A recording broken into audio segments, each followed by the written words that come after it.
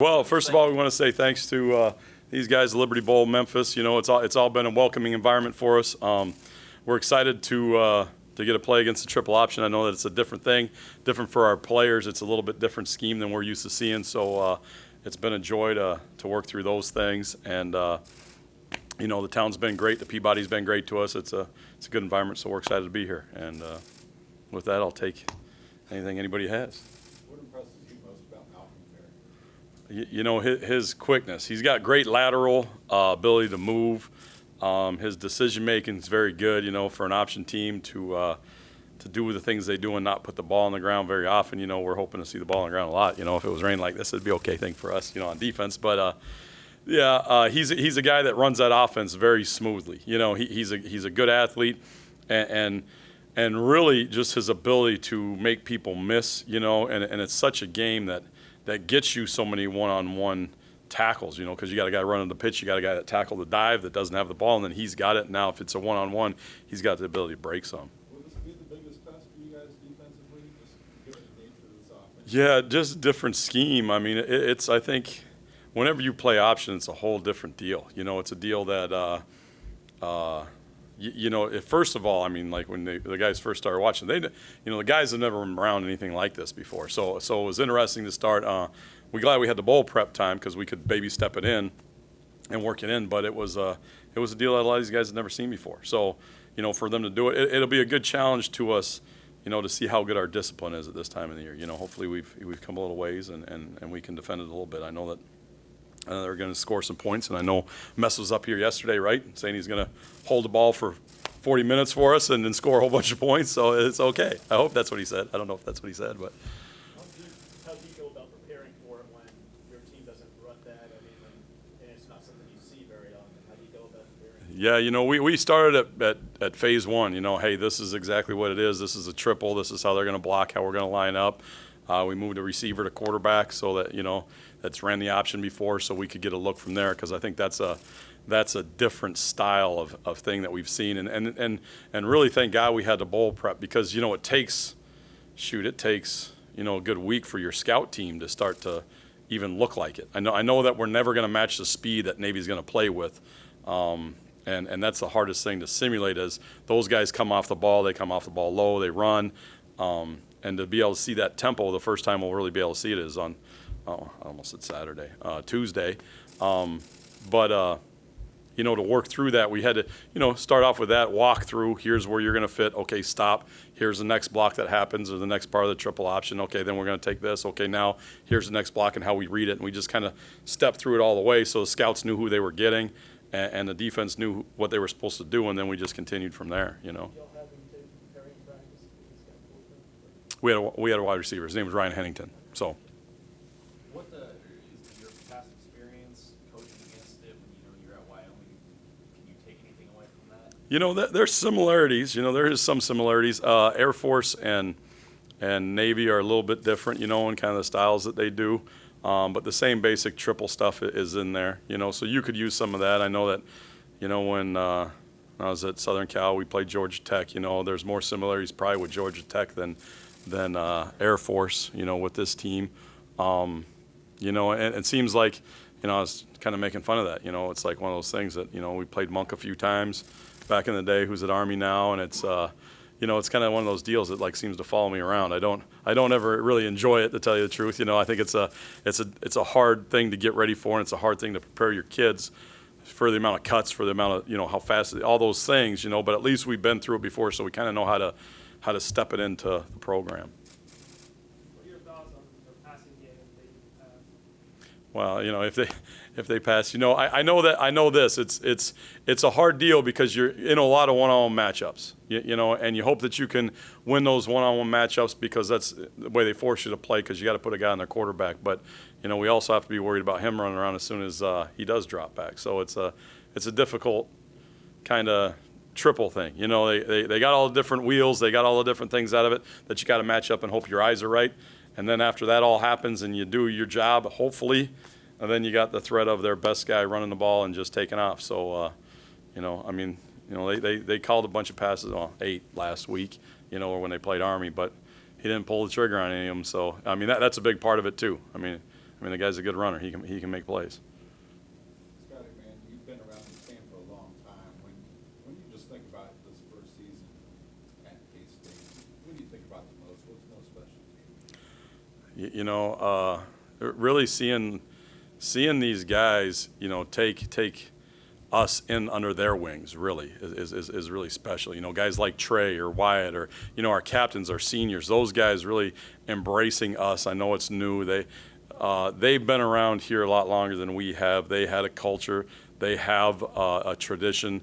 They have all those things, and accepting us sometimes that's hard for people who've had success, you know. And it's been really cool to have them embrace us and take us in and make us part of their family, you know, and the things that we've changed, you know, them saying, okay, that's, you know, allowing us to do those things and going through it. I think that's been the coolest part of it all, is just being able to hang out with guys and you know, let them be men, let them be themselves, and they've embraced us more than anything.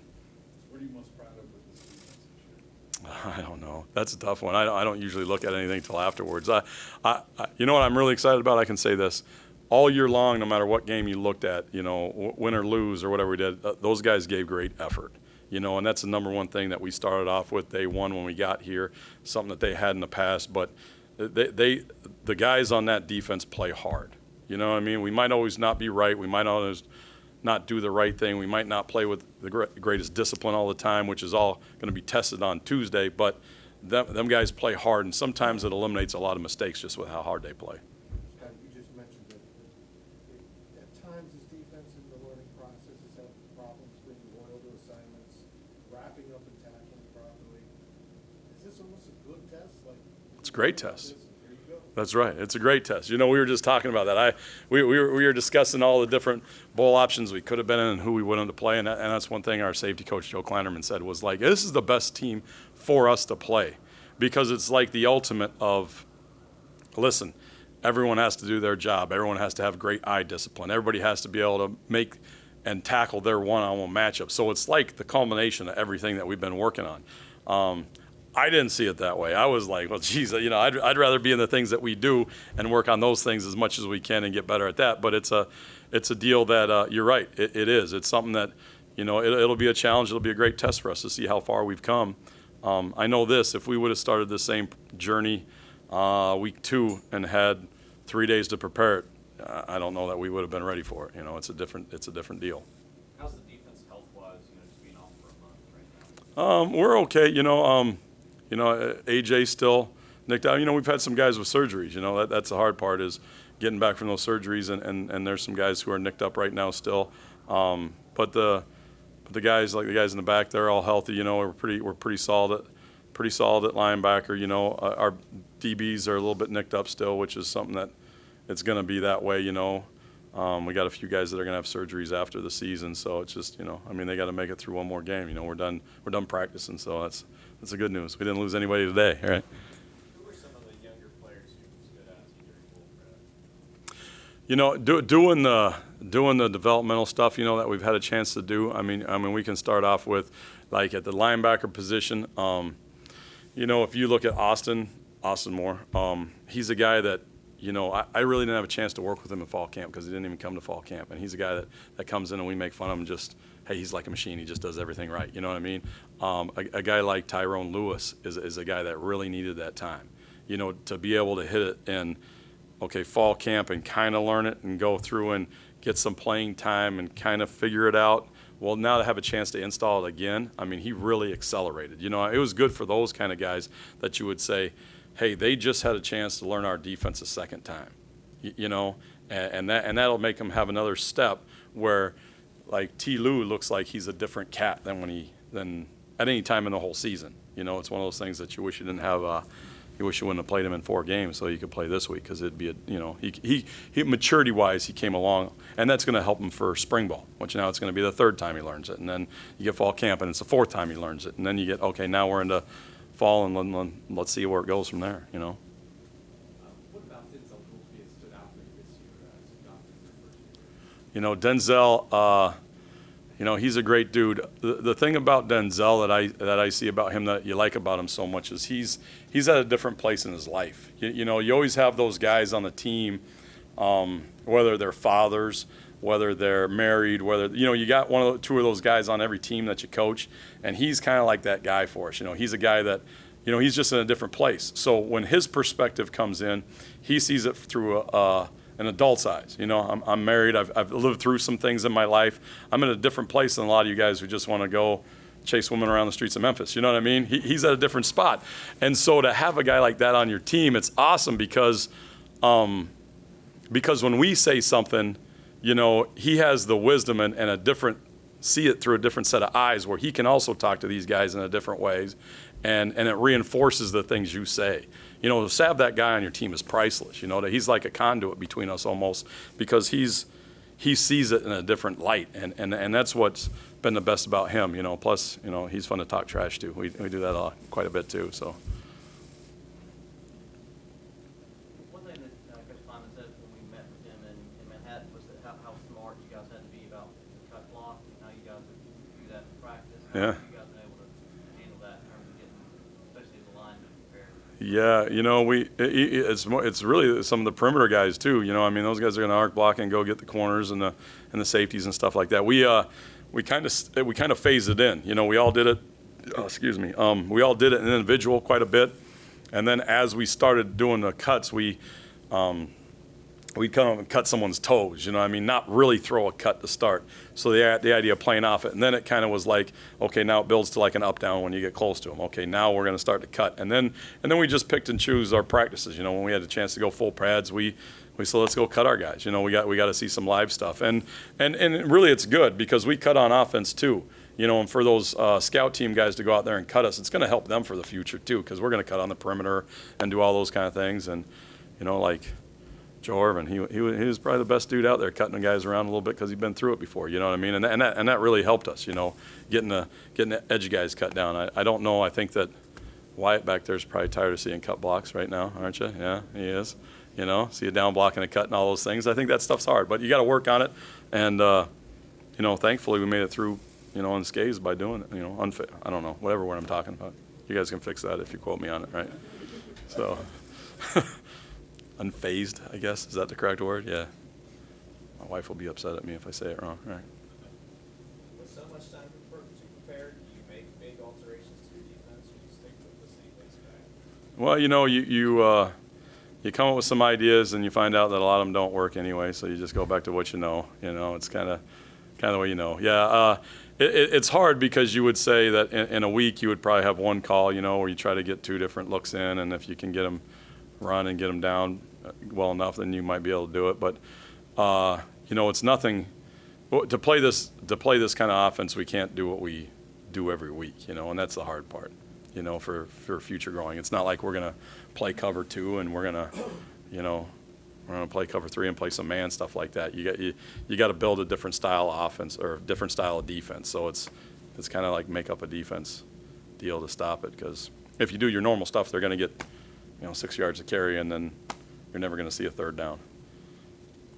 You've typically been a 2 linebacker nickelback set. Do you stick with that, or you put the third linebacker out there and they're banged up at the fullback? Yeah, we're sticking with our personnel, that we've had. Our safety plays in the box a lot anyway, so we'll get both those guys involved quite a bit and let Denzel be in the back end and run the alleys and stuff like that. So we'll see how that goes. That's what we do. We play 2 safeties and let them run, and J-Mac's really a linebacker anyway, and we'll let him do linebacker stuff. That's what he's kind of done most of the year. I got a stat for you. So far in the Big 12 bowl games, Big 12 defenses have allowed an average of 496 total yards. What do you think is the state of the Big 12 in terms of defense right now? I don't know. I can't speak for them. That's not. I'm sure they played some good offenses too. I don't know. That's a question for those guys. Those defense coordinators and stuff like that. I'm just hoping that we can. Let's hope we're under that number. Or our offense is way over that number, one or the other. I don't know if we can. We're just worried about seeing our key man and running. That's tough. That's a tough number when I hear that. This has been a defense that has improved from a year ago. When I ask you, what you're most proud of, are there different departments where you've seen that really catches your eye as a coach? I mean, for me, we started out a long time ago. You know, we started talking about, listen, we want these guys to play as hard as they can. They did that before we got here, and hopefully we've improved on that. We want them to understand what they're doing and play as fast as they can, and hopefully through the bowl prep they've done that. And I think that if you looked at where we were against Nicholls State to where we were against Iowa State, and you said, hey, we were in the same call, we got better at running that defense. You know, we got better at understanding what our keys were. And, you know, those are the things we look at. We're at a better position now going into spring ball running, doing what we do than we've been. I think that those are two important things to us. I think that these guys truly love one another, you know, and I think that that's a big part of it, where they go and they go out there and they don't care who makes the play. They understand that they're all part of it, and hey, and it allows a trust between them all, you know, where, hey, if my job's to rush the passer and I got a chance to hit the quarterback and he threw the ball and we got to pick because of that's how the unit works together. And I think that those are the things that we're proud of. You know, I'm sure there's some stats that we've gotten better at and things like that, but we'll look at those at the end of the season, and we use those as a measurement to say, okay, let's look at those and say, hey, we were good at these things. Okay, now why? We were bad at these things. Now why? What's the truth behind those? You know, and I know that you know, you can look at it any number of ways, but the real core foundation of what we do is that, you know, let's get them playing as hard as we can. I think we've gotten better at that. Let's get them playing as fast as we can. I think we've gotten better at that. You know, let's tackle well, like we talked about. I think we've gotten better at that. And then can they play and trust one another? You know, and I think those are our three goals all the time. And as you get farther and farther in the system, that becomes better and better and more apparent. And then they hold themselves to that level, and you get better. And really, all the numbers handle themselves. Because when you get better at those things, you know, you get better at doing the fundamentals. You get better at knowing what my job is. I understand what my keys are. I understand what cheats I can use. Then the stats start to figure out and be really good in your favor without even looking at them.